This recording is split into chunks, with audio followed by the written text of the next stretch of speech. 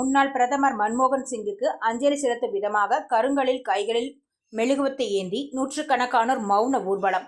முன்னாள் பாரத பிரதமர் மன்மோகன் சிங் மரணமடைந்ததை தொடர்ந்து அவருக்கு பல்வேறு பகுதிகளில் தொடர்ந்து இரங்கல் நிகழ்ச்சிகள் நடைபெற்று வருகிறது.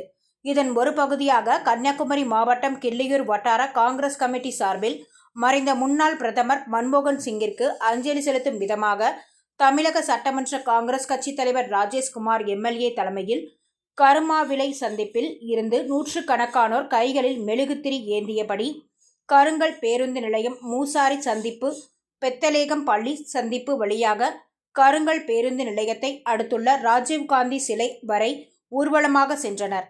தொடர்ந்து அவர்கள் மறைந்த முன்னாள் பிரதமர் மன்மோகன் சிங் உருவப்படத்திற்கு அஞ்சலியும் செலுத்தினர்.